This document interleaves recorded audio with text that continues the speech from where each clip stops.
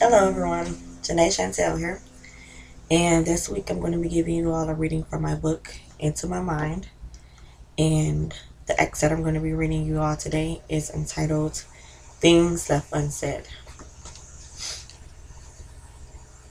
When I was 13, my brother accidentally shot me. I was standing in the living room. I said to the police as I lay in my bed. With the help from my cousin Javon, I was able to get from the floor of the living room to my bed. A few minutes ago, I was trying to go to sleep and wishing that it was all just a dream. Ma'am, one of the officers says, which I find kind of ironic since I'm only 13. What happened? I was standing in the living room, I repeat. But again, I stopped right there. The line my cousin Nolan wanted me to tell the police couldn't pass my lips. Only the truthful part could come out.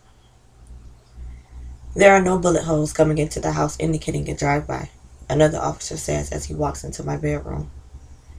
A hole was just punched into the lie that Nolan wanted me to tell. Ma'am, what happened? The officer asks again. Please, for the first time, tears fall. I just want to go to the hospital. The bullet that ripped through my body several minutes ago is still a huge concern to me. I'll tell you everything after I go to the hospital. No, the officer says casually, as if my life wasn't dependent on it. We need to know what happened first. I lay on my bed, crying, torn with a difficult decision. Dying or giving my brother up. I was standing in the living room. Surprisingly enough, the officer just sighs and allows the paramedics to put me on the stretcher and wheel me out to the ambulance. I shut my eyes tightly, not wanting to see my gawking neighbors. I was in my house, I hear a neighbor say, when I heard just one gunshot. The paramedics load me into the back of the ambulance and I began to think that everything is going to be okay, until I realized that we are not moving. Janae, sweetie, I hear a female voice say, which is a little strange since I know that both of the paramedics are male. I'm Detective. I kind of block out her name from there. Sweetie, we need to know what happened. Please, I cry again.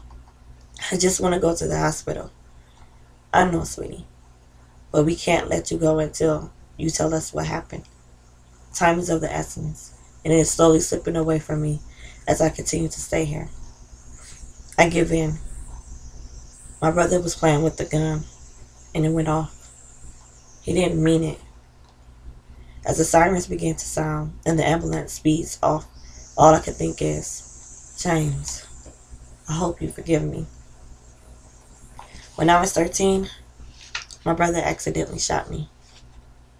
However, according to the Detroit Free Press and various newscasters, we fought over the gun.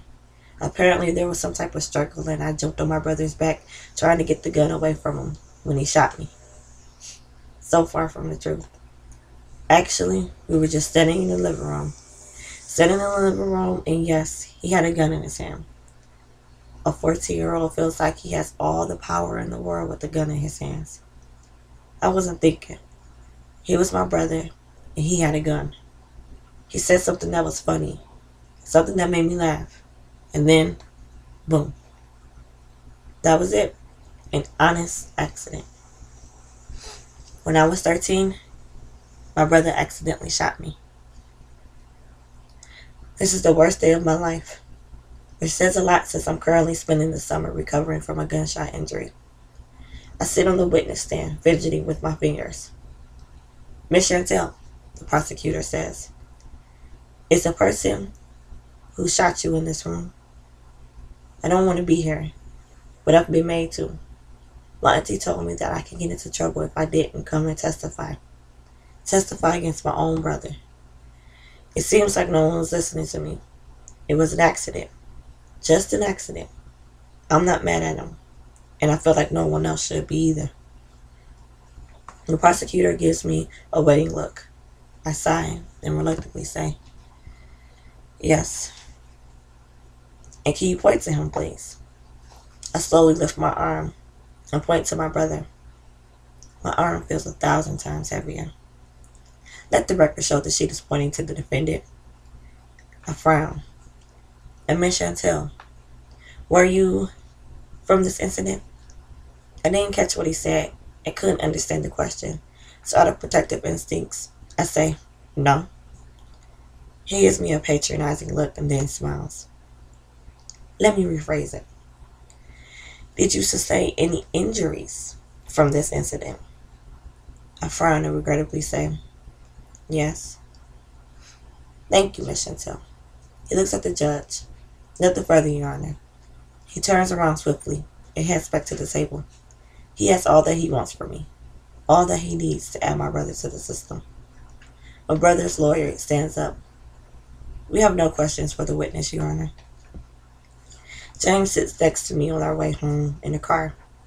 I look over at him to see him staring out the window, his face full of concentration, as if he's thinking hard about something that the average 14-year-old wouldn't be thinking. I reach over and tap his arm. James, I say to him, which feels like the first time, I'm not mad at you. I forgive you. He just nods his head and looks back out the window. When I was 13, my brother accidentally shot me. My name is Jana Chantel, everyone, and thank you for listening.